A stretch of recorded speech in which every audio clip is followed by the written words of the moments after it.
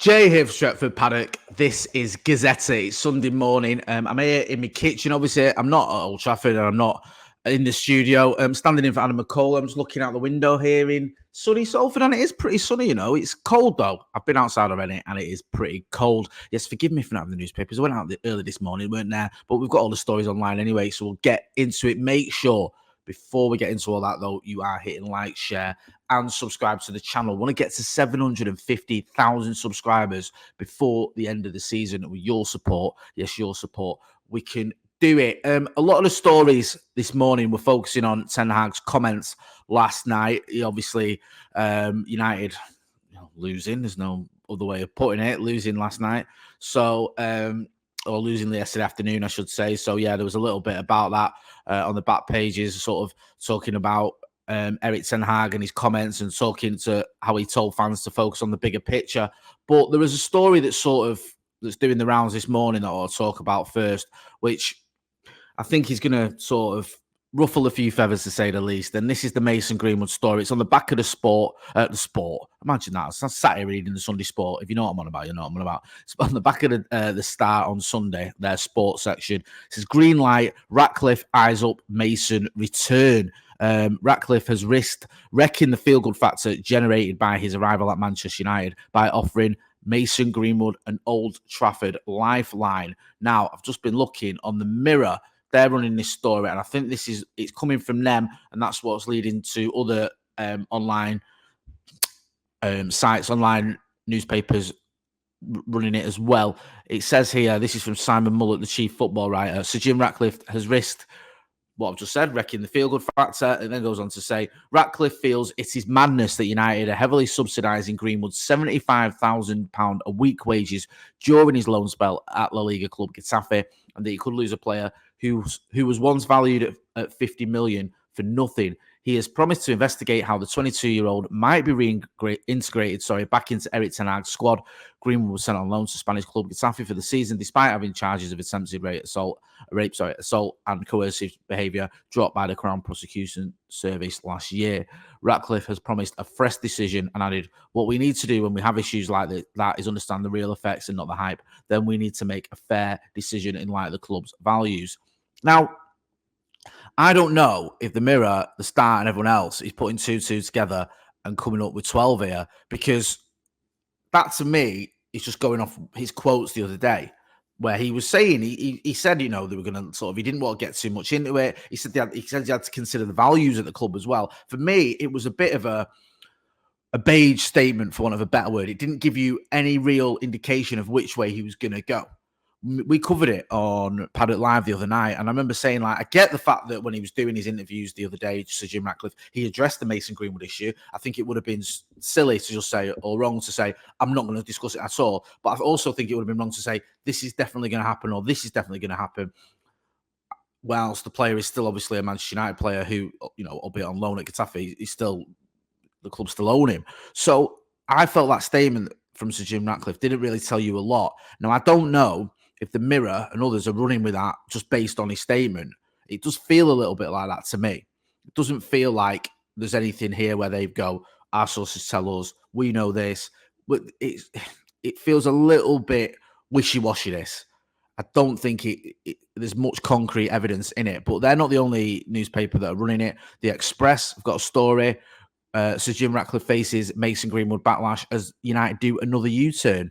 Mason Greenwood this is the key thing, could be given a second chance at Manchester United after his loan spell at Getafe in La Liga.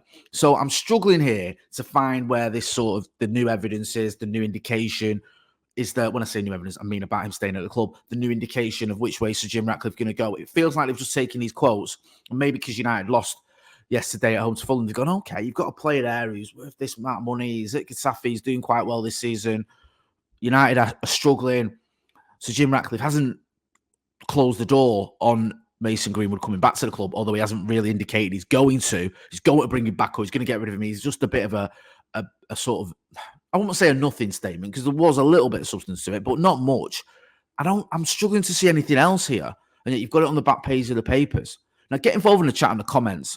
Let me know what you think. Keep it respectful towards certain people, because I'm not talking about Mason Greenwood, but the other people that are involved, that you know what I'm on about. But we all know Mason Greenwood isn't the football side of things. I think it was just football Mason Greenwood is in the Manchester United team, let alone the squad. He's not on loan at Getafe. He's playing. We know what happened with the release of that recording on social media and some of the pictures as well. Now, you might argue he was, the charges, I think, were was it the charges dropped so that it weren't followed through or whatever. So he should be integrated back into the team. You also may argue, well, we've heard that audio. That makes it different than just saying, oh, well, he's not guilty or whatever. That changes the perception of what's going on and how you feel about Mason Greenwood coming back to the club. That is the problem with Mason Greenwood coming back to Manchester United. It isn't just open and shut, well, he's not guilty or whatever, or he hasn't been charged with anything or convicted of anything, just bring him back. There's other feelings, emotions, and values of Sir Jim Ratcliffe to be taken into consideration here. I said the other night on the live, I think it'd be best for all concerned, and it saddens me to say this, but with Mason Greenwood moved on, I think he's a very good footballer. That's not an issue, though. And obviously, the depth of feeling when it was suggested last season that he was going to come back into the team, Adam Crafton, who we spoke to, ran that story in The Athletic, broke the story that United were going to bring him back. You saw the backlash that received, especially not just exclusively from female fans, but especially from female fans and also certain members of staff at United, what we gathered. I mean, it seems a little bit untenable to me. I don't know. Let me know what you think. But that story, I'm struggling to see where there's something there where you can go, okay, they've got this sort. There's a new sort of reason to believe that he's definitely coming back to the club. I think they're being a little bit disingenuous running that. I don't know. I might be wrong, but this is what they're saying, and it might be a little bit like, well, we'll just see it's going off the Sir Jim Ratcliffe statement that doesn't indicate, or they might have spoke to someone who's told them. We will find out. I'm sure this will come to light. I mean, the club have got to make a decision soon anyway, because I think they can activate a year-long extension if they want to, or they can, just not extend it and move him on. I think there was talk of him going to.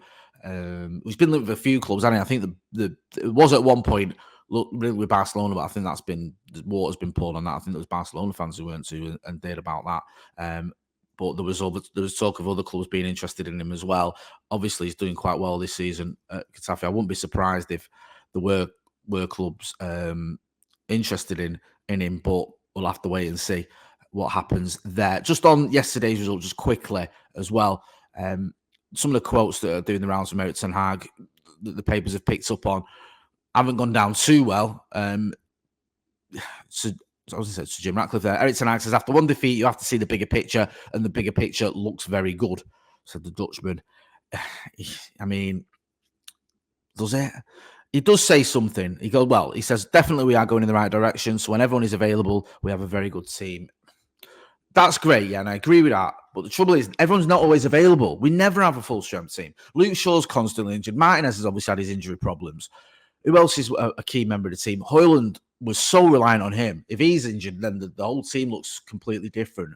And then it's not just the players that are injured as well. Look at the form of some of these players. Look at how they're performing. It's just not good enough. Listen, I don't want to dissect the game again. Some of the quotes have left fans leaning a little bit baffled.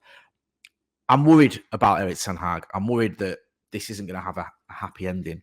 I mean, sometimes you look at managing and you go, okay, he might be getting his tactics wrong, but at least he's a great manager, or at least his transfers have been bang on. But I think with Erik ten Hag, there's question marks about all facets of his management at the minute.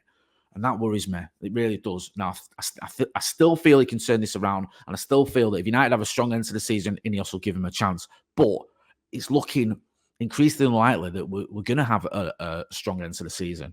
I mean, we've got two big games coming up in Nottingham Forest away in the FA Cup, and then Manchester City away in the Premier League as well. If he loses both those games, if we go out of the FA Cup and if we get beaten badly by City, then Ineos might make a decision. I'm not saying they'll sack him there and then, but they might say right at the end of the season, he's going to be clearing out his desk and we bring someone else in. Get involved in the chat in the comments. Let me know what you think about that and the other stories I have covered too. I'm going to be back tomorrow. We're going to have the news outside Old Trafford in the morning. Go and check out the other videos if you've not done already. We've got the post-match reaction from myself and Joe, from Stephen Howson, and from Andy Tate, of course. This has been Gazette. I've been Jay Motty. Don't forget to hit like, share, and subscribe. Thanks for watching.